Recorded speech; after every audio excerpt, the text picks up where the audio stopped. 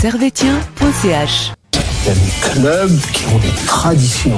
Manchester United, le Real de Madrid, FC Servette FC déjà, parce qu'il y a beaucoup de gens qui disent FC Servette, mais... Merci beaucoup Anthony, vous laissez aller au vestiaire. Voilà ce qu'on pouvait dire ici depuis les Charmières.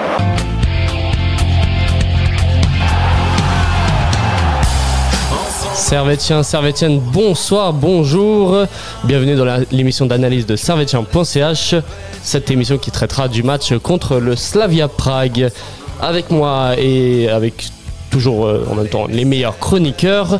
À ma gauche, l'homme qui subit actuellement sa première défaite à l'analyse, Michael. Michael, bonjour. Bonjour. Ça va ? Ça va et toi ? Tu vas bien ? Bien. Ça va bien après le match contre Prague ? Ouais, ça allait. Toi, t'étais à Prague ? Oh, moi, j'étais à Prague. Ouais. Et c'était bien ? Ouais, franchement, c'était bien. Franchement, l'ambiance était sympa. C'est super. Et à ma droite, l'homme qu'on voit peu dans l'analyse, qu'on voit plus souvent avec les féminines et plus sur la rédaction, Victor. Salut Victor. Salut. Ça va ? Bah super, merci. T'as bien vécu le match aussi ? Ouais, j'ai pris un burger pour oublier cette défaite, voilà. Aux Primes. Donc on les salue. On salue Primes et du coup je vais vous faire le topo de l'émission. On va parler de ce match, le déroulé du match, des tops et des flops que vous connaissez bien. On va faire un bilan de cette campagne européenne. On va revenir du coup sur les potentiels adversaires au printemps de Servette en Conference League. Et on va parler finalement du match contre Lugano demain. Et pour commencer, je vais vous donner, messieurs, la composition du Servette FC contre le Slavia. On avait du coup pour ce match Frick au but, Séverin et Vouillot en défense centrale, Mazikou à gauche, Magnin à droite, Lélé Diba et Andoua en milieu def, milieu centre, Antunes en milieu off, Steva à droite, Bola à gauche, Bedia devant. Messieurs, première question, est-ce que vous vous attendiez à cette composition ? Oui, juste un joueur. Je pensais pas que Diba il allait le mettre titulaire. Diba ? Ouais, Magnin, je pensais qu'il allait le mettre titulaire. Tu t'attendais à un petit turnover de la part de Weiler ? Ouais, parce qu'il a quand même dit un peu en sous-entendu après la Rome, quand José Mourinho il lui a demandé faut mettre l'équipe A, faut vraiment jouer à fond à Prague. Il lui a dit ouais, maintenant c'est lui qui décide, quoi, c'est Weiler qui décide. Et ça se voyait qu'il allait faire une rotation. Ok, et toi Victor Moi je trouve que c'était assez cohérent. Je suis aussi d'accord, la présence de Lélé Diba surpris, mais pourquoi pas. Et peut-être Baron titulaire à la place de Mazikou, ça aurait été aussi intéressant de voir ça, mais logique que René Weiler fasse tourner un petit peu son effectif. Ouais, et puis le retour d'Antunes dans le 11 qui était blessé, et puis il a refait son retour en tant que milieu off. Ça fait plaisir qu'il revienne. Ça fait plaisir, ouais. Ouais, c'est un joueur qui a énormément progressé avec l'arrivée de Weiler. Je trouve que là, il a pris une dimension intéressante. Ça me fait penser un peu à cette trajectoire à la Imeri où on sent que il commence à prendre aussi plus d'expérience. Et j'ai trouvé que son match n'était pas mauvais en tout cas. Je trouve aussi.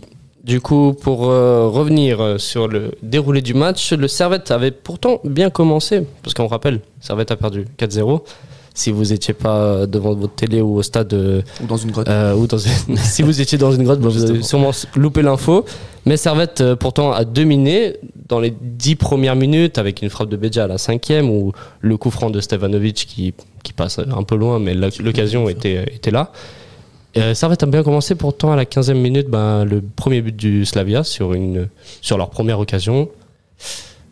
On regrette un peu ce début de match, enfin... On avait bien commencé pourtant. Moi, ce que je regarde, c'est surtout au départ, c'est sur une touche. On prend pas assez bien le joueur, ça prend sur une touche, boum, passe, et après ça va directement au centre. Et je trouve prendre un but sur une touche, c'est chiant quand même. Ouais, une certaine peut-être un manque de concentration à ce moment-là. C'est assez marrant parce que c'est le scénario classique de pas mal de matchs qu'on a eu en Europa League. Il y a eu un début tambour battant de Servette, 15 minutes très intenses. Où on tente, il y a des tentatives, on a, comme tu le disais, avec Stevanovic, Bedia, puis derrière, un moment, on perd la concentration maximale, et puis là, les autres, ils prennent l'occasion, et elle est parfaite, quoi. Ce centre est nickel. Ouais. On le revoit, il arrive parfaitement sur la tête du joueur tchèque, et Mazikou, trop court, peut rien faire, quoi. Ouais, et puis c'est un peu une marque de fabrique du Slavia, là, actuellement. Même au match aller, on se prend un peu de buts sur des centres, et sur un marquage un peu laxiste. et puis ça rentre, quoi. Eux, il en faut peu hein, pour que ça rentre. Et vous avez de la chance de le voir en replay, parce que moi, à la télé, je dis, Oui. le sport, ça a coupé. Exactement. Enfin, on n'a pas vu le but. En fait, il y a un problème de transmission avec la télé, et puis dès que ça a repris, il y avait 1-0. Ouais. Et puis nous, on n'a pas vu le but en live. Super. Non, t'es part là au Prime et du coup il y a tout le monde qui était. Mais il s'est passé quoi? Il y a un monde parallèle. Tous les serveurs qui se sont arrêtés, qui ont fait ouh là là. C'était assez drôle comme situation, moins pour nous en tant que supporters, mais bon. Du coup, on n'a pas vécu en live, à part toi, Mickaël. Ouais, les autres Sarvetiens qui étaient. Voilà, et tous les gens qui ont fait le déplacement, big up à eux. Exact. Ouais. Et après, ce premier but à la 15e, c'est un peu la dégringolade. Hein. Je vais citer très vite les 3 buts. On va revenir un petit peu dessus, mais je vais dire à la 25e, 30e, 45e, 2-0, 3-0, 4-0. La punition, elle est immédiate. Un but chaque 10 minutes, hein, en moyenne. C'est ça. Après, ouais. C'est ça. Et c'est sur des erreurs, quoi. Parce on doit qui rate son contrôle, ou les Ledjiba qui perd le ballon au milieu de terrain. Et le Slavia, il en faut peu, quoi. C'est ça l'Europe, hein. Une erreur, ça se paye cash. Ouais. Et d'autant plus avec une équipe bien organisée comme ça. Tu comptes la déviation malheureuse de Vouillot qui lobe Frick qui était bien parti au sol. Enfin, ouais. Exactement. C'est tellement des petits détails. Moi, je trouve que c'est vraiment révélateur de ce niveau de Coupe d'Europe. En fait, faut être précis et vraiment pas rater son coup. Et moi, je trouve que cette première mi-temps du Slavia Prague, à défaut d'être spectaculaire, elle est tellement précise, quoi. Moi, j'ai vraiment apprécié les regarder jouer. Il n'y avait pas beaucoup de déchets. Et puis voilà, les buts, on peut en parler, on peut les analyser comme on veut, mais ils sont presque tous un peu symptomatiques et similaires, en fait. C'est assez marrant quand on les regarde. J'ai l'impression que j'ai vu 3 fois le même but, 4 fois le même but qui a été pris, même si les situations sont différentes. C'est ce qu'on en parlait aussi en off. C'est presque, voilà, c'est comme ça, quoi. Ouais, c'est bien triste, mais bon, c'est les petits détails, hein, c'est l'Europe. Et ça fait mouche avec une équipe aussi forte, parce que, selon moi, mais j'aimerais bien entendre votre avis, Slavia est pour moi la meilleure équipe de ce groupe. Clairement. Franchement, c'est la meilleure équipe de loin. Il n'y a pas de doute, pour moi aussi. En Ouais, fait, en termes de cohésion d'équipe, en fait, ce que n'avait pas l'AS Rome à chaque fois qu'on a joué contre eux. Alors oui, on prend 4-0 là-bas, le même score que contre le Slavia Prague, mais pour moi, là, c'est beaucoup plus consistant. Le groupe est soudé. Tu sens que les joueurs, ils travaillent tous ensemble, à défaut de l'équipe de Mourinho qui est un peu plus, en tout cas moins cohérente entre elles, quoi. Entre eux, pardon. Ouais, c'était vraiment très fort. Le match aller, littéralement tous les matchs à domicile pour le Slavia, ils ont mis des fessées 6-0 contre le Sheriff, 4-0 contre nous, et je crois que 2-0 contre la Roma. Donc c'est une équipe qui n'a pas concédé chez elle, quoi. C'est dingue. Avec très peu d'action aussi, je crois, dans les 3 matchs. Ouais, très létal. Une équipe très organisée, un schéma tactique avec un coach qui a des idées ça fait de des pressing années, lui, très placées. Ouais. Ça fait 2-3 ans, je crois qu'il l'a Prague, même plus. Ouais. Et du coup, mi-temps 4-0. Vous êtes Weiler. Bon, vous dites quoi, vos joueurs, à ce moment-là? Moi, je dis que je pense faut quand même montrer quelque chose, parce qu'il y a quand même des supporters qui sont venus nous voir. Faut quand même pas se prendre 8-0, quoi. Moi, franchement, en tant que supporter, j'étais au stade, je me dis ils vont se prendre 10-0 à la fin. Franchement, j'avais peur. Ça allait être la plus grande défaite de l'Europa League. Ça va être un triste record. Un triste record, ouais. Ouais, et toi, Victor Je pense que le coach doit remotiver ses troupes, mais super difficile quand tu sais que tu es déjà qualifié en 3e position, que tu prends 4-0 déjà à la pause. Moi, je pense qu'il a dû être lucide, il a dû dire faites le maximum, et puis pour en tout cas pas sombrer. Et puis probablement dicter déjà d'avance ce qu'on peut-être on discutera après, mais les changements qui vont se faire, le fait qu'il va peut-être un petit peu ménager certains joueurs, voilà, c'est peut-être une gestion de groupe sur la 2e mi-temps où il a dû expliquer ça aux joueurs, j'imagine. Et est-ce qu'il fallait pas faire ces changements dès la mi-temps? Moi, je pense pas. Je pense pas spécialement. Je pense que ça aurait été dur de faire. En vrai, faire 3 changements, ça aurait été compréhensible. Mais là, c'est un match un peu sans enjeu pour Servette. À part au niveau financier, c'est pas. Il n'y a rien d'important. Ouais. Et 2e mi-temps, on repart du coup avec les mêmes. Et cette 2e mi-temps, est-ce qu'il y a grand chose à analyser? Parce qu'on n'a pas vu grand-chose, pas d'occasion, je crois, jusqu'à la 75e où on a une frappe du Slavia. Mais bon, il y a eu des changements de la part de Servette, d'ailleurs 4 en même temps, ce qui est assez rare de le noter. Hein. Mais les entrées de Tsunemoto, de Baron, de Konya et Kuteza.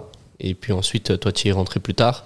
Mais ouais, donner de la confiance aux joueurs, je pense, à ce niveau-là, donner du temps de jeu, les faire sortir ceux qui n'ont pas l'habitude de jouer le plus tard possible. Il les a fait quand même assez tard, les changements.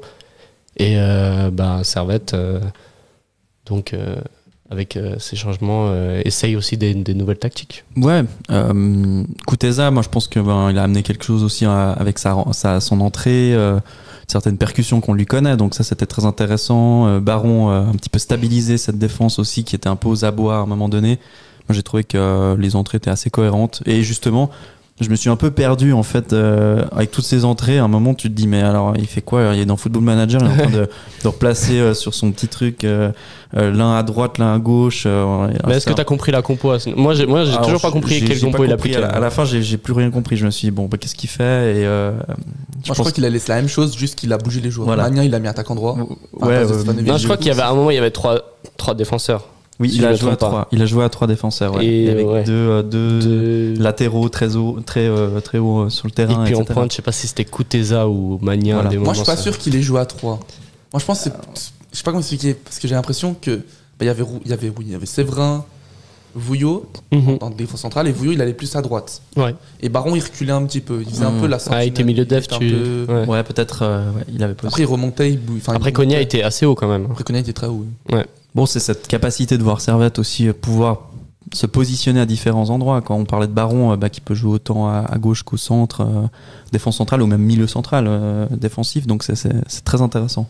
Ouais, pour la suite en tout cas du championnat, des compétitions. D'ailleurs, je crois que c'est sur Blue Sport, ils disent à un moment Servette est avec 7 défenseurs sur le terrain sur 11. Et c'est des joueurs qui sont des défenseurs dans leur poste comme Tsunemoto, Magnin, Bola, Baron, Mazikou, mais ils jouaient pas forcément défenseurs à ce moment-là. Et un peu cette constante de Weiler de tester des joueurs à d'autres postes qu'ils sont normalement affrétés. Donc vous avez un commentaire à dire là-dessus peut-être? Ouais, moi je trouve qu'il y a quelque chose d'intéressant, c'est que j'ai déjà vu quelques performances de Magnin en milieu droit qui m'ont pas surpris en mal en fait. Vraiment, je trouve que il peut amener quelque chose, une certaine rigueur défensive tout en essayant. Il a un profil très bulldozer, je trouve il est bien physiquement, tu sens qu'il a bien taffé.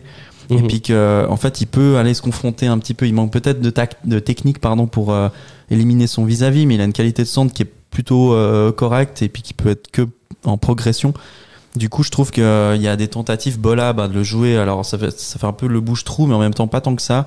Je pense que c'est un joueur qui est capable de vraiment prendre toutes les positions à gauche, à droite sur le terrain, donc moi j'aime bien cette idée de responsabiliser les joueurs sur d'autres zones et je trouve qu'ils le font pas trop mal depuis ce début de saison au final. Non, c'est clair. Et toi, Mickaël? Je suis tout à fait d'accord avec Victor. Hein. En tout cas, il aime bien les joueurs qui peuvent bouger, qui peuvent jouer défenseur gauche, défenseur droit, milieu droit, milieu défensif. Il aime bien ces joueurs un peu polyvalents. Ouais. Et là, il a montré dans ce match, il a fait des choix un peu. Il a fait un peu tourner, quoi. C'est vrai. Et puis, ce match se conclut sur un 4-0 sec. Peut-être pour revenir sur le côté ambiance, toi Mickaël t'étais sur le terrain, enfin t'étais pas sur le terrain, t'étais dans les tribunes mais t'étais au stade. Il y avait une belle ambiance à Prague. Au début c'était un peu mou, je dois le dire, j'en arrive au stade, il y avait personne, pratiquement personne. Nous on faisait du bruit comme d'habitude avec la section Grenat. Et après ils sont arrivés les Pragois, c'est ça ouais, je crois Pragois, Praguais. Praguistes. On va dire les Pragois, du coup peut-être je me trompe. Les habitants de Prague. Les habitants de Prague. Ils sont venus et ça a commencé à faire du bruit. Ils étaient vraiment coordonnés un peu là. En tout cas, Prague, ils étaient vraiment coordonnés au niveau de la voix. Le stade était à guichet fermé, non? Il y avait 18 200 et quelques. Ok. Donc, pas guichet fermé, mais pas loin. Mais franchement, de l'intérieur, je pensais que le stade était beaucoup plus grand. Quand j'étais à l'intérieur, je me dis, c'est impossible qu'il y ait 18 000 personnes. Je pensais qu'il y avait beaucoup plus. Ok, ouais. J'ai l'impression. Peut-être parce que ça résonne plus. Parce qu'il y avait le toit, il était en bois. Ah, Où ok. ça résonne, Ok. ça résonne C'est- vachement, quoi. Bon, moi j'ai le sentiment, j'étais à Berne là pour le match de Servette, et je vois ce stade quand même plus grand que ce qu'il est. Je sais pas, il y a des architectures de stade qui laissent penser des fois que le stade est plus grand. Enfin Mhm. voilà, moi je trouve que c'est assez intéressant ton point de vue là-dessus. Ouais, aussi, c'est la pente. Mhm. Enfin, je pense que même en termes de taille, il est peut-être aussi grand que le stade de Genève, mais Mhm. il prend moins de personnes, mais c'est peut-être pas mal. Et ce qui était drôle aussi au début de match, c'est que quand il y avait la musique, là, Will Griggs on Fire, Ouais, bah, j'ai nous, vu on disait des. Servette on Fire. Et bah, il y avait les habitants de Prague. Ils nous ont commencé à filmer. Ok. Ah, Je crois qu'ils n'avaient pas l'habitude que des équipes fassent ça, quoi. Ouais, Et on peut-être. faisait, en vrai, on faisait vachement de bruit. Là, Ok. on faisait vachement de bruit. Après, Prague, ils se sont réveillés, du coup. Ouais, et Après, les à la ultras, 60e, du coup, il y a eu le gros tifo. le là. gros tifo chorégraphie loading.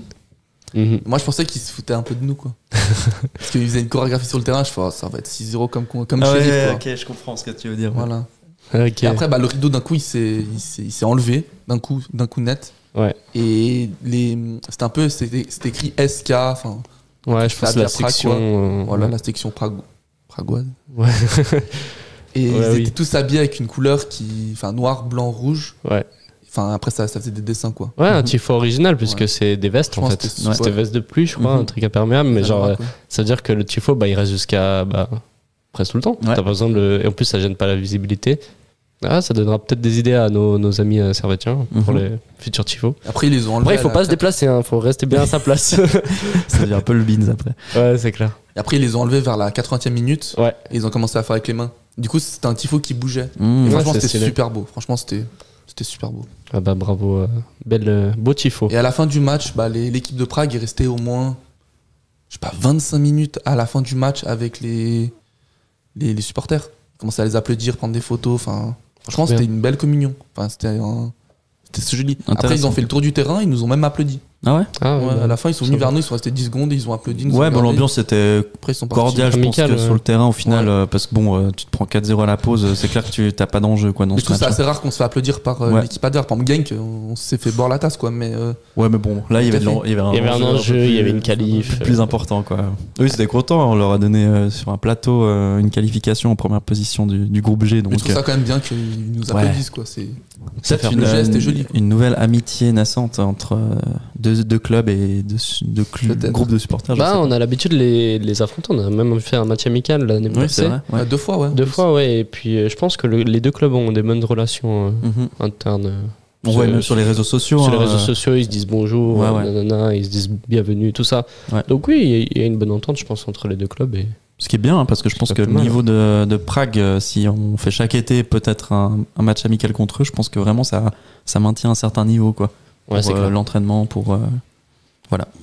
Ouais, non, c'est clair. Donc voilà. D'ailleurs, il y avait. Non, c'était pas dans ce club-là. Je sais pas si c'est au Sparta ou au Slavia. Lozek, là. Lozek, le joueur, le tchèque, là. Il joue à Leverkusen maintenant. Maintenant, il joue à Leverkusen, ouais. Mais je sais pas t'as s'il est formé au Slavia je crois, ou je crois, il au est Slavia. Sparta. Je crois que soit tous les grands joueurs, je crois que c'est Slavia. Par exemple, Souček, Koufal. Ouais. Ouais, crois que c'est voilà, tout Slavia. c'est un club qui Bon, qui est mythique.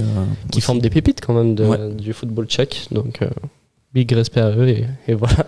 Ouais, bah moi j'ai bien aimé les voir et enfin en tout cas jouer et tout. Donc j'espère qu'ils iront loin dans cette compétition. C'est tout ce que je leur souhaite. C'était très plaisant. L'année passée, c'était en quart de finale, c'est ça? Je crois. C'est bien possible. Quelque chose J'ai comme pas. ça. J'ai Ou pas il y a 2 souvenir, ans. mais Ou il sûrement. y a 2 ans. Mais en tout cas, ils font C'est un souvent club des- habitué à l'Europe. Europa League. Ouais. Mhm. Ça m'étonne qu'ils sont pas en Ligue des Champions, eux. Après, peut-être, ils arrivent pas à passer les poules, enfin les Ouais. barrages. C'est pas facile quand même d'accès au final. Je sais pas s'il y a un club tchèque en. Non. Il y a le Sparta, Et le Slavia, le Slavia et Pilsen. Victoria Ils sont en Pilsen conférence qui sont en conférence, ouais. Ouais, ils sont finis Mais ils ont que 3 clubs. Bon, c'est déjà pas mal hein, en Europe. Ils sont les 3 déjà. qualifiés. Hein. Ouais, les 3 qualifiés. Il y en Je a crois que que c'est deux. je crois que c'est le pays qui fait le plus de coef UEFA actuellement. Là, ils ont 12 000 points. Voilà. Voilà, c'est- Ils sont devant la France. Alors que la France a qualifié ses équipes quand même. Mais bon, Bah, vous savez, ils ont fait un match nul. Ils ont perdu juste. Ils ont perdu un match. ouais. Sparta, ils ont perdu 1 ou 2 matchs, mais ils ont quand même fini 2e. Et puis Pilsen, ils ont je crois tout qu'ils ont gagné 6 matchs. Ils ont tout gagné. Ouais. Bon, Donc voilà. les points, ça monte vite. Donc, pour revenir au match, on va passer à la fameuse rubrique les tops et les flops. C'est le foot. c'est le foot. C'est seulement le foot. Mais pour moi, c'est clair que vous trouvez toujours un point. Là, on cherche le négatif. Ouais, c'est pas faux. Messieurs, top et flop. Alors déjà, ça va être dur de sortir des tops dans ce match. Du coup, je propose qu'on commence par les tops. Michael, à toi la parole. Non, je laisse la place à Victor parce que j'en ai pas. Ah, t'en as pas ? Alors passe à Victor. Tu disais donc les tops. Ouais, on va commencer par le positif. Moi, j'ai bien aimé les entrées des joueurs à la 60e. Je trouvais qu'ils étaient assez impliqués. Donc, on va dire un paquet global. Mention pour Baron, que je trouvais pas si mal sur cette entrée, qui a essayé d'amener comme je disais au début, un peu de stabilité. J'adore sa qualité de passe, sa qualité de centre. Et on en parlait en off. J'aimerais beaucoup plus le voir en numéro 6, parce que je trouve qu'il a un potentiel intéressant comme, en tout cas, remplaçant de ce milieu de terrain. Et voilà. Donc ce serait un de mes tops. J'ai trouvé Jérémy Frick aussi, malgré ses 4 buts, qui a quand même tenté de ne pas faire trop pâle figure. Et puis voilà. Et puis les supporters de Prague qui étaient très sympathiques visuellement à voir. Ça fait pas mal de top. Trop de top presque, ouais, je suis un peu surpris là. Ouais. C'était génial ce match, incroyable. Et déjà, Michael, est-ce que tu es d'accord avec ce que dit Victor ? Oui. On va revenir, mais Baron. est-ce que c'est l'échange ? Est-ce que Baron, moi j'aime bien Baron, mais est-ce que ça a changé ? Enfin, ça a rien changé. Non, ça a rien changé. Ça a rien changé du tout. Personne. Moi je pense que c'est plus Prague qui ont baissé le pied, quoi. Mm-hmm. Je pense s'ils voulaient vraiment marquer plus de buts, ils auraient pu en mettre 6, 7, 8. Ouais, t'as raison, ouais. Même avec l'entrée de Baron, de coûter ça, ou peut-être un petit peu moins. Ils auraient pu faire une passe en retrait dans les pieds d'un joueur de Prague, et puis là on se prenait un 5-0. Donc voilà, au pire, ils ont pas fait pire qu'avant. Au moment, on a fait match une en deuxième mi-temps. Voilà, c'est déjà ça. 0-0 deuxième mi-temps, c'est vrai. Prend pas de points, mais c'est ça. Et est-ce que tu as un autre top à dégager ? Du coup, vraiment rien. Peut-être l'équipe de Prague, mais ça c'est pas Servette. Donc non. Ok, un petit top. Moi j'ai quand même un petit top. C'est Antunes. Voilà. Ton sosie. Mon sosie, et puis c'est pas un joueur que j'aime pas. Enfin, je sais que j'ai cette réputation, mais j'apprécie beaucoup le joueur. Et surtout à ce poste-là en numéro 10. Et je trouve que pour son premier match de retour en tant que titulaire, en tout cas ce qu'on a vu les 15 premières minutes où ça jouait très bien, c'était notamment grâce à un bon Antunes. Très remuant devant, et puis très aussi il se la donne, quoi. Je pense que Weiler aime ce profil, et nous aussi en tant que supporters, on aime beaucoup les joueurs qui se donnent pour le club, et ça se voit pour lui. Donc voilà mon petit top. Et on va passer au flop. Là il y en a un peu plus, hein. Michael, alors on va commencer par toi. Franchement, il y en a beaucoup, mais Vouillot, je l'ai trouvé perdu dans ce match. Il était à la rue, quoi. Il était perdu sur le terrain, j'ai l'impression. Ça faisait longtemps qu'il n'avait pas joué, et franchement, ça se voyait. C'était pas le Vouillot qu'on connaissait au championnat. Non, ouais, je suis assez d'accord. Victor, toi ? Ouais, je suis aussi d'accord. En plus, je pense que tu as un regard aussi intéressant parce que tu étais sur place. Tu peux voir un peu la globalité, peut-être les gestuels des joueurs. C'est vrai que moi, à la télévision, j'ai pas trouvé spécialement incroyable. Je trouvais que Mazikou était plutôt bien sur les quelques matchs avant qu'il se blesse. Là, je l'ai pas trouvé spécialement à son affaire. Sur le premier but, il se fait avoir assez facilement. Bon, le niveau de taille entre les deux joueurs était un petit peu trop élevé. Les Tchèques sont des grands joueurs que je trouve quand même dans cette équipe. Et puis bon, je pense que toi tu l'avais peut-être dans tes flops, donc je te le laisse, mais les Lediba peut-être.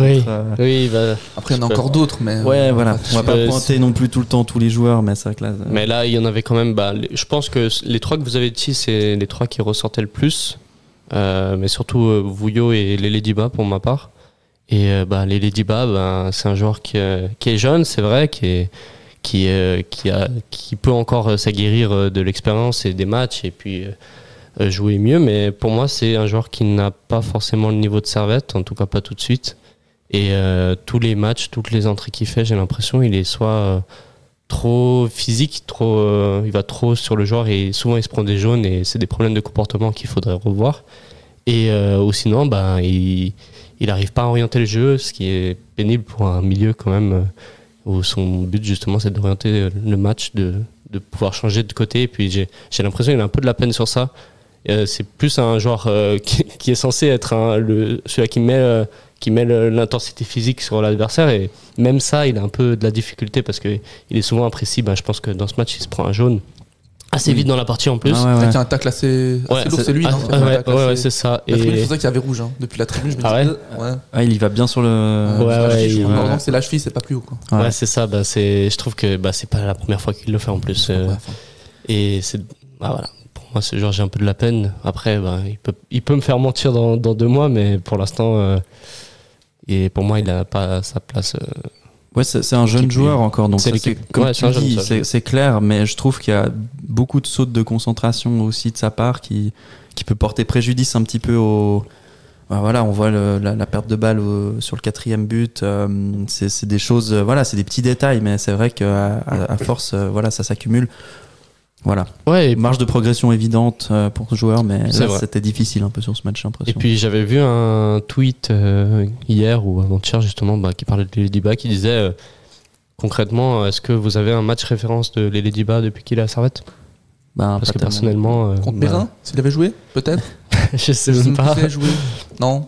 Mais pour moi, il n'y a pas de match référence de sa part. Enfin, j'ai l'impression, à part moi, la seule action qui me vient à la tête, c'est quand contre Bâle où il obtient le penalty.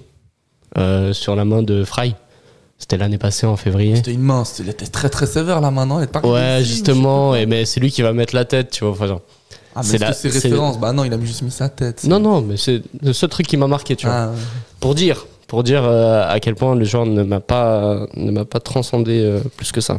Je vais juste rebondir encore sur quelque chose. Je pense que c'est un peu à la Antunes où on n'était pas si performant que ça, et peut-être que là il y a eu une prise de conscience cette année. Antunes a beaucoup progressé, donc moi j'ai l'espoir que peut-être aussi sur une deuxième partie de saison où les Lele Diba jouent quand même beaucoup plus sur ces derniers matchs, on sent que Weiler veut lui faire confiance, donc j'espère que ça va en tout cas transparaître pour la deuxième partie de saison. C'est ce qu'on peut lui souhaiter.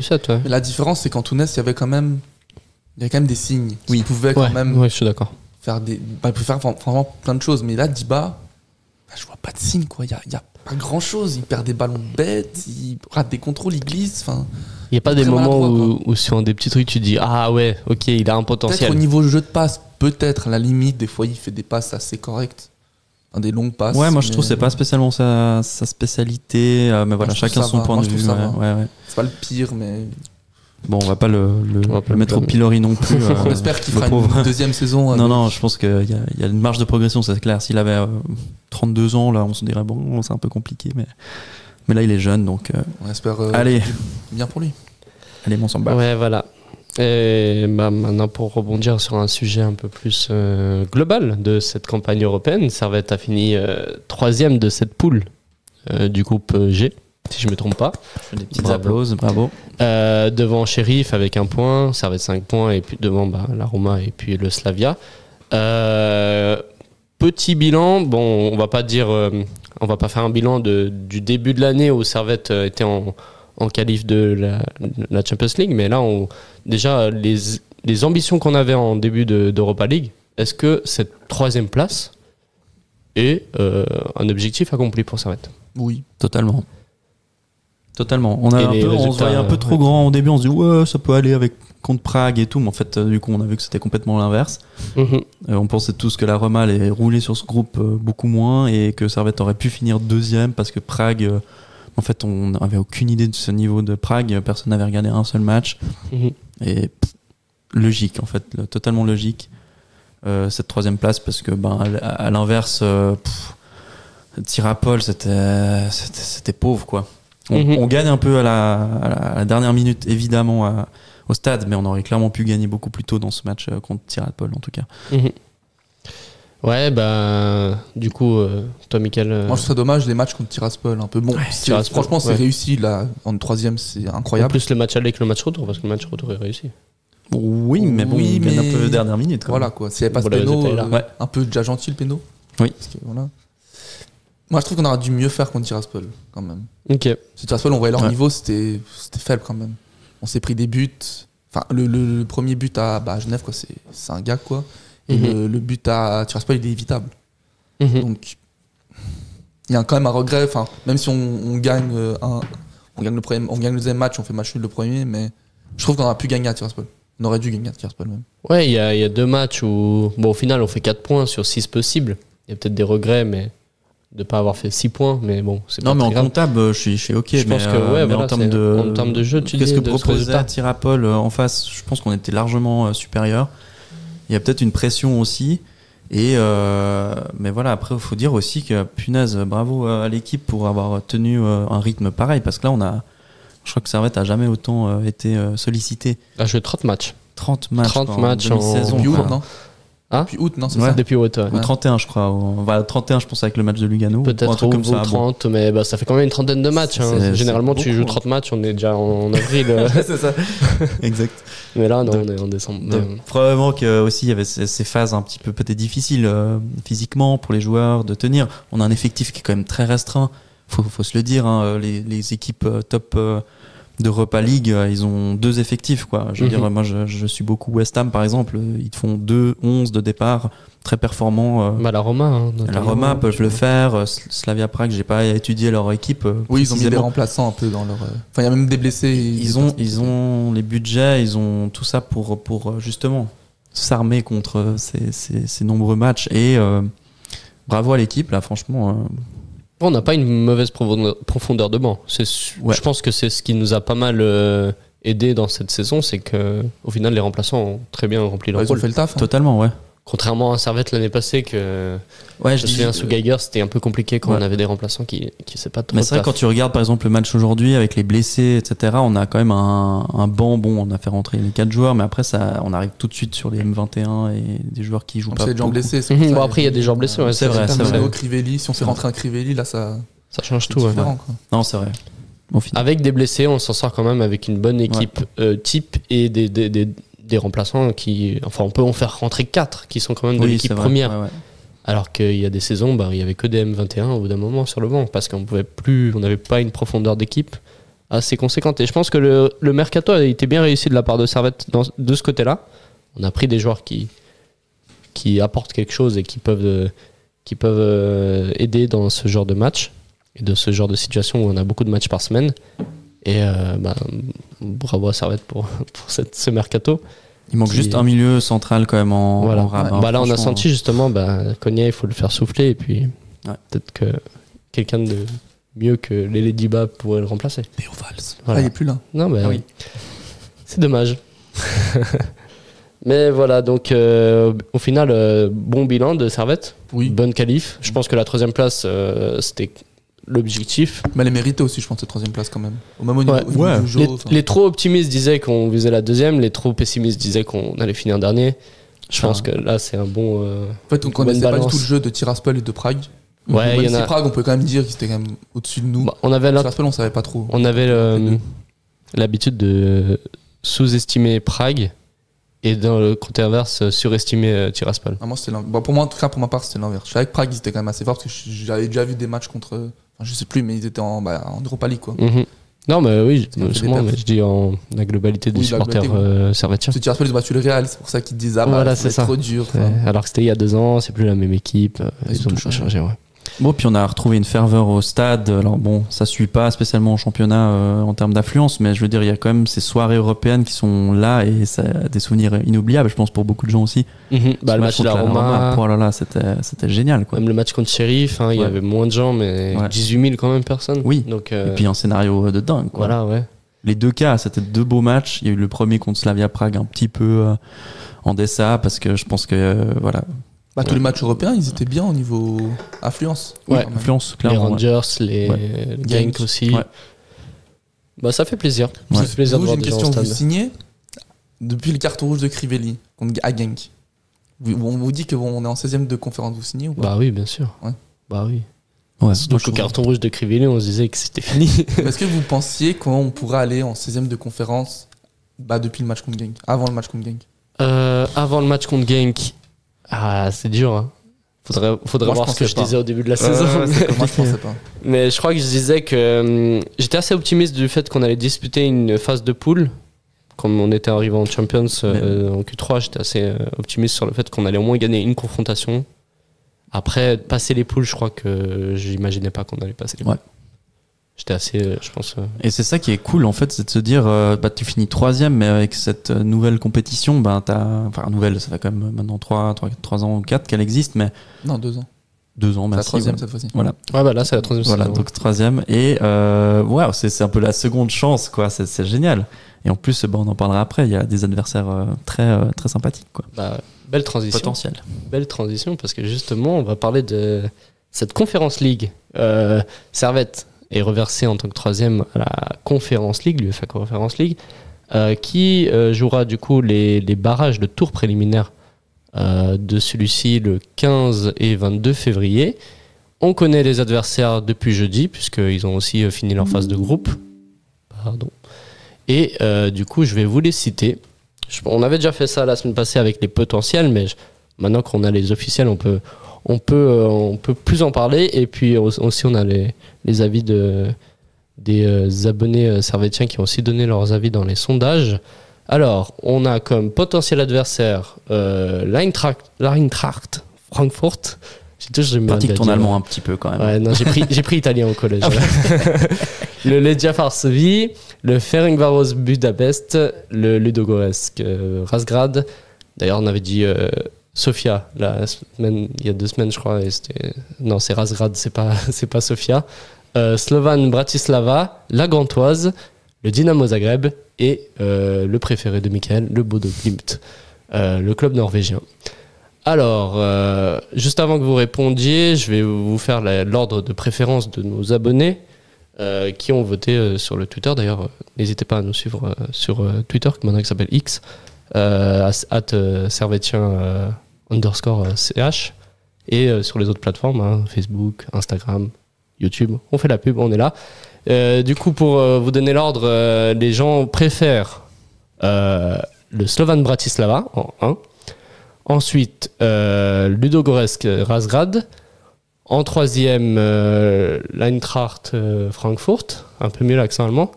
En 4e, la Gantoise. En 5e, Ferencváros Budapest. En 6e, Bodo Glimt. En 7e, Dynamo Zagreb. Et en dernier, le Legia Varsovie. Messieurs, je vais vous poser 2 questions, mais d'abord répondre à la première. Qui vous souhaitez affronter en termes de niveau, donc vous souhaitez que Servette passe, et ensuite quelle serait l'équipe la plus attrayante que Servette pourrait disputer? Je peux commencer? Oui, vas-y. Moi j'irais en termes de niveau, je pense Bodo c'est pour moi peut-être le club qui pourrait être accessible, peut-être plus facile à battre que d'autres. Le seul problème peut-être est le déplacement, le lieu, les conditions météorologiques norvégiennes qui sont peut-être un petit peu intenses. Mais pour moi, peut-être c'est le niveau de cette équipe qui a peu marqué, mais aussi beaucoup encaissé dans ces phases de groupe. Donc j'ai pas regardé tous les matchs évidemment, mais à première vue, je dirais pourquoi pas cette équipe, quoi. Ah, ils ont affronté Lugano d'ailleurs. Mm-hmm. Et je crois qu'ils ont fait 0-0 là-bas, ou à Lugano. Non, à Zurich. À Zurich.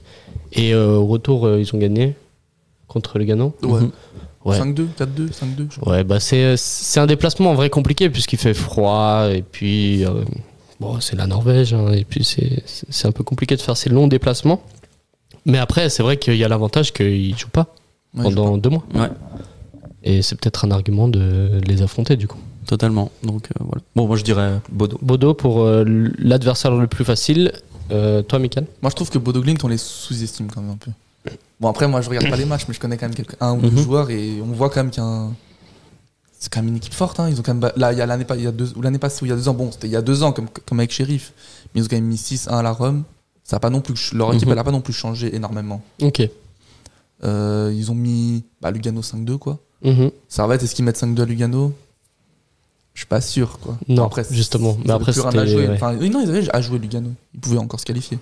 Ouais. Mais là, en tout cas, moi je dirais Ludogorets, je connais pas du tout. Mais parce que je connais pas. Ludogorets. D'ailleurs, qui a un ancien servétien en tant que neuf, là actuellement. Quado Doua. Ouais. Ah oui, juste. Ouais. Là, il joue actuellement. Et puis, moi, j'avais regardé justement, je m'étais informé pour les adversaires. Et puis, c'est le 9. Là, je l'aimais bien, Quado Doua. Mais bon. Moi, ce qui m'étonne dans les pronos, c'est le Legia. Pourquoi il est aussi bas?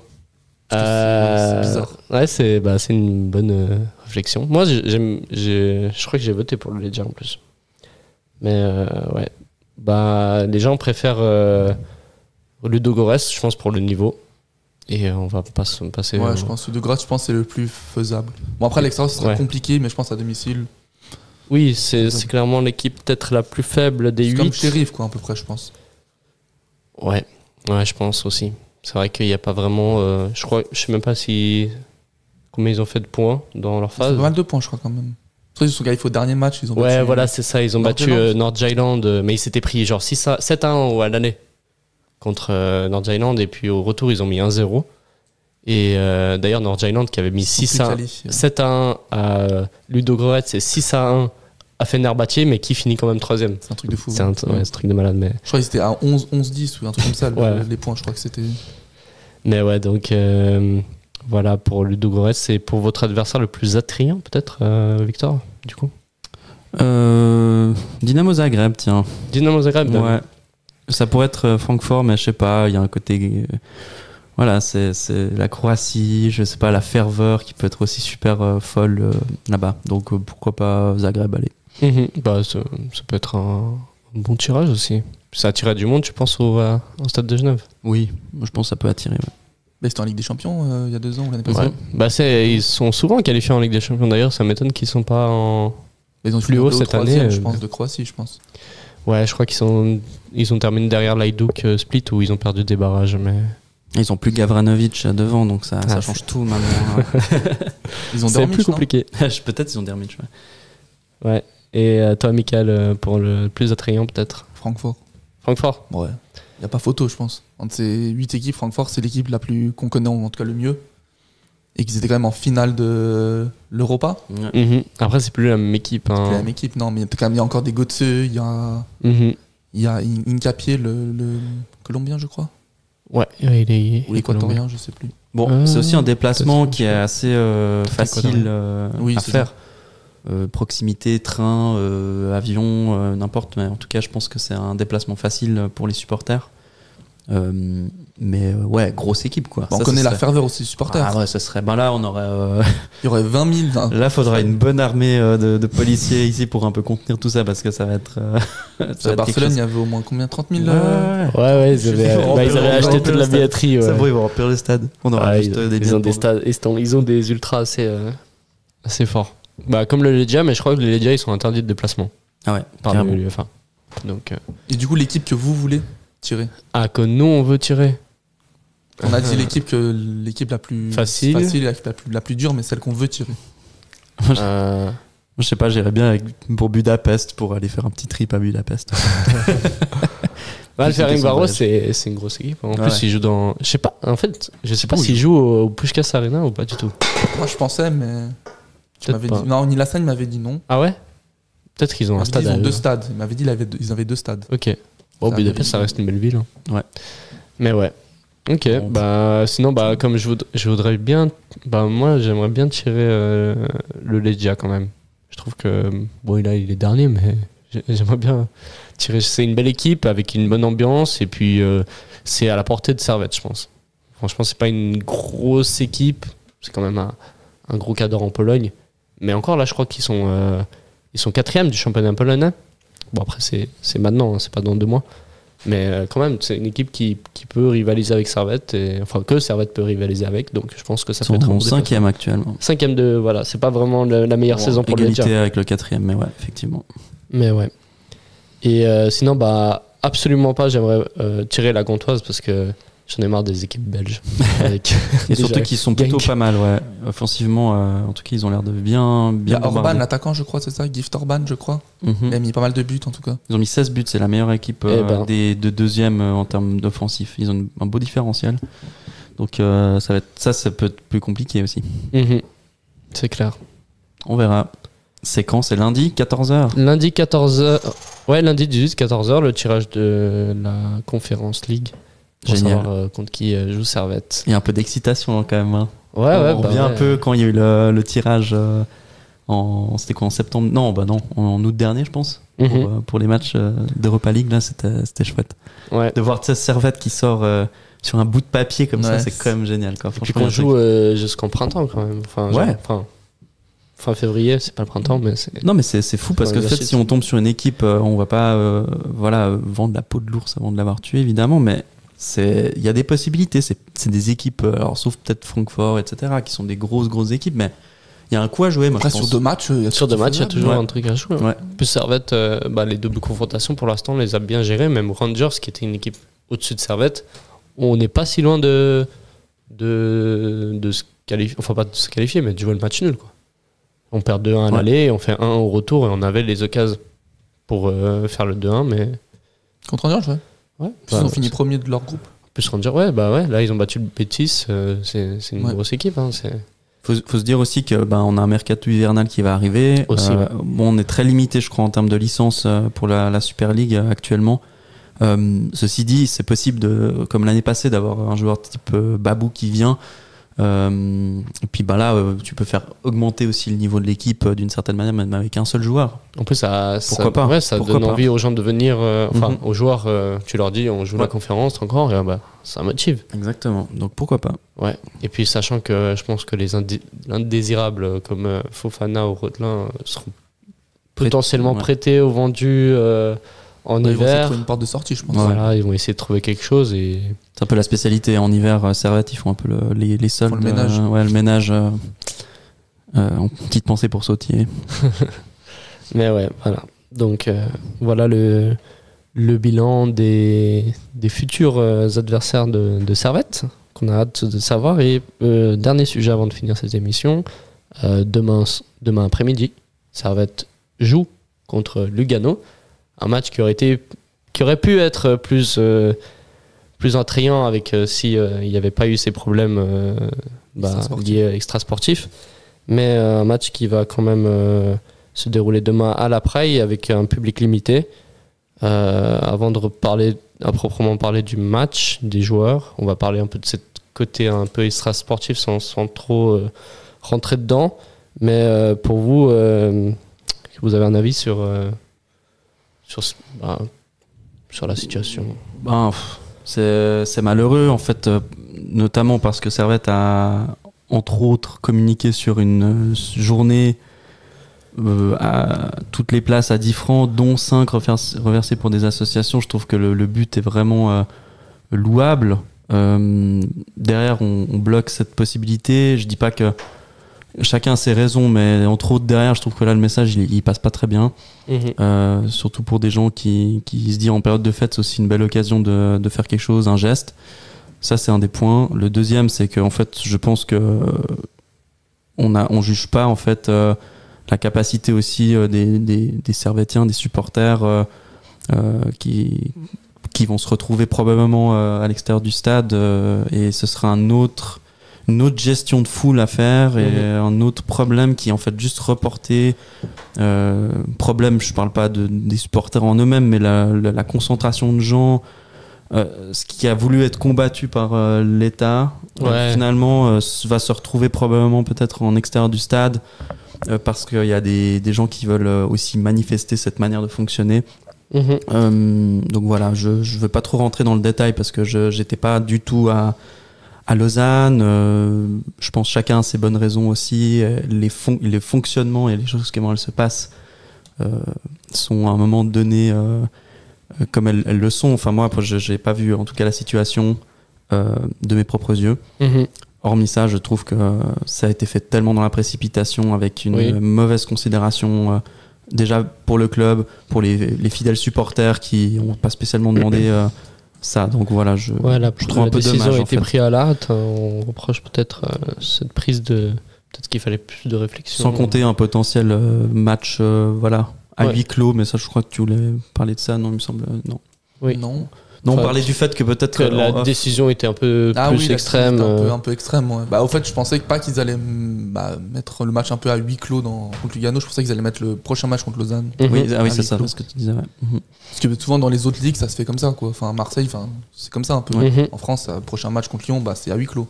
On reproche peut-être ce côté. Là, c'est un peu extrême. de la décision, et sachant que des problèmes d'ultra, il y en a souvent. Et que les sanctions, là, limite, c'était une sanction exemplaire, j'ai l'impression, parce que elle est un peu trop extrême pour ce qui s'est. Après, ils sont obligés de faire quelque chose, parce que s'ils font rien, ça va encore critiquer. De toute façon, s'ils faisaient rien, ça allait critiquer. S'ils faisaient quelque chose, ça allait critiquer. Ouais. Dans les deux cas, voilà, la décision est faite.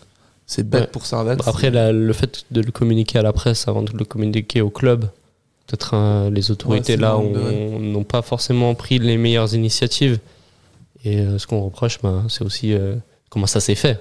Pas forcément les décisions. C'est comme si t'as pas eu de discussion avec les clubs, quoi. Vraiment, ça s'est fait en vase clos. Et puis, vas-y, on annonce ça pour justement bien se faire voir qu'on a de l'autorité. En plus, c'est même pas la Ligue qui prend la décision. Non. C'est vraiment. Je crois que la Ligue a même pas été spécialement consultée. La Ligue a découvert en même temps que les gens. Ça veut tout dire, quoi. C'est vraiment. C'est une décision exemplaire, dans le sens pour l'État. Et puis voilà, faut s'y prêter. Comme le disait Servette dans le communiqué, ils peuvent rien par rapport à cette situation. Ouais. C'est bien dommage. Ouais. Et surtout que c'est appliqué sur un match où les billets ont déjà été vendus à 5 jours de. Ça, j'ai pas compris. Alors que le match de Lausanne, il est dans un mois, donc eux, ils peuvent plus anticiper la vente de billets et puis le fait que ça soit gelé ou qu'il y ait des tribunes fermées. Alors que Servette, ils auraient pu faire sur le premier match à domicile de Servette en janvier, par exemple. Reporter le problème sur le match d'Yverdon, sur le match contre Winterthur. Mais là, le faire en plus dans un match, comme tu disais, où les billets sont vendus à 10 francs. Ouais, dont 5 se reversent pour des associations. Dans un match où le but est caritatif. Ouais. Là, c'est. Et contre Lugano aussi, on sait qu'il n'y aura pas d'embrouille, quoi. Ouais, si on dit que c'était peut-être balle, d'accord, mais là c'est comme si en fait il n'y a aucune analyse de la situation globale, d'un historique aussi entre les deux clubs qui s'affrontent. C'est juste faut qu'on montre les muscles à un moment donné et puis on signe un pacte, enfin pas un pacte mais une convention avec l'état de Vaud aussi par rapport à ce prochain match. Peut-être. Moi, pourquoi pas annoncer un match à huis clos le prochain contre Lausanne Sport. Ou sinon, pas de déplacement pour l'équipe adverse. J'en sais rien, mais là, sur ce match de Lugano, c'est complètement ridicule. Tout le monde était pris de court. Et puis voilà. Et en fait, 3 jours du match, quoi. Puis t'imagines, par chance, t'étais là jeudi midi, t'as acheté ton ticket, puis 3 heures après, la billetterie est gelée. T'es là, mais c'est quoi ça? En fait, c'est quoi le message que tu fais passer Puis c'est pas Servette le fautif là, c'est clairement une situation tellement rapide et voilà. Bizarre, c'est bizarre. Ouais, y a pas. Ça bizarre. Je pense que l'analyse de la situation, elle est pas là, quoi. Normalement, tu fais pas 3 jours avant. Tu dis pas 3 jours avant, le match de dimanche il sera annulé, quoi. Enfin, il sera annulé, il sera à huis clos. Ouais, il sera. Mais je pense que ce sera intéressant. Puis ce sera intéressant finalement de voir aussi comment ça va se manifester. Hors du stade, moi, c'est pas que j'ai hâte, mais je trouve que ça va être intéressant de voir comment la réaction va se faire en dehors du stade. Voilà. La question qu'on a, comment elle va réagir, ça, on verra bien. On verra bien. Donc, musique d'avenir, mais pour nous concentrer et pour finir sur un sujet un peu plus football, on va parler du match à proprement parler, la Super League, avant la grande trêve hivernale qui va durer un mois. Servette finit l'année contre Lugano qui est 5e, Servette avec 30 points et Lugano avec 25 points juste devant Servette 4e, et surtout devant lui on a Saint-Gall égalité de points et Zurich qui ont perdu contre Winterthur à 31 points et qui s'affrontent les deux. Là c'est 3 points importants à prendre. C'est soit Lugano reviennent à 2 points de Servette, soit on prend 8 points d'avance. Donc un grand match décisif avant la trêve. Facilement, on peut être en tout cas 2e à la trêve hivernale. Ouais, plutôt intéressant comme. On peut être vice-champion d'hiver. C'est clair. Et Servette, du coup, qui a fait tourner face au Slavia, avec, du coup, on pense bien à son 11 type contre Lugano. Normalement, oui. Et donc un match important, Lugano qui sort d'une défaite contre Beşiktaş, qui était peut-être pas le meilleur Beşiktaş de ces 5 dernières années, avec des gros problèmes sportifs et sportifs aussi. Servette a toutes les cartes en main. Et vous le voyez comment ce match, d'ailleurs, même s'il n'y a pas de supporters. Très inconstants cette année, je trouve. Ils gagnent, ils perdent et souvent. C'est un peu c'est toujours la bête noire. On a gagné que 1-0 là-bas. C'est toujours un match assez fermé, oui. Il n'y aura pas beaucoup de buts, je pense. Mais je pense que Servette, ils sont capables de passer l'épaule. pour essayer de se rattraper contre le match du Slavia, se prendre une claque. Souvent, après une claque, souvent, il y a une remontée. Mhm. Donc, j'espère une victoire de Servette. Bon, puis là, on va retrouver quand même aussi les joueurs essentiels du 11 de départ. Mhm. Konya, Tsunemoto, Rouillet, Kuteza, s'il n'y a pas de souci. Ce qui ramène une sorte de force aussi collective. Alors bon, le match contre Lausanne était un petit peu en deçà de ce qu'on attendait. Mais c'est quand même une équipe qui ne perd pas depuis 10 matchs. 7 victoires, 3 nuls. Donc en championnat. Et voilà, ça va être intéressant. Très intéressant comme match. Quasiment sans spectateurs malheureusement. Mais voilà. Et c'est un match important pour passer de bonnes vacances surtout. Oui, C'est clair. Ouais. Parce que s'ils font sur une défaite, c'est bête quoi. Et là, s'ils concèdent encore un nul, ça fait 3 matchs de nul de suite. On n'avance pas trop au classement, on stagne quoi. Ouais, non, c'est clair. Bah, messieurs, on va se quitter là, mais on va faire les pronostics avant de se quitter. Et je vous laisse là donc la parole. Demain, un petit score, petit pronostic. 2-1 2-1 pour Servette. Ok, bah oui, j'imagine bien. Ouais, Enfin, je sais l'as dit pas, avant. moi, j'ai envie de tenter le 2-0 quoi. Être un peu plus fou que le 1-0 de l'aller. Ok, Ça va pas être un match, je pense, très débridé, on va dire. ok, moi je dis 1-0. 1-0 parce que c'est quand même le Lugano. Et que c'est toujours compliqué de jouer là-bas. Mesdames et messieurs, merci d'avoir suivi ce podcast vidéo et cette analyse du match contre le Slavia, mais bien plus. Vous nous retrouverez, enfin pas moi à la présentation, mais Bidjan lundi pour le dernier match de l'année. En tout cas pour notre part, à nous trois, c'est notre dernier podcast de l'année. Et on vous remercie d'avoir suivi Servette CH cette saison et surtout cette année. Merci. Merci. Et Merci à tous. allez Servette. Ciao ciao.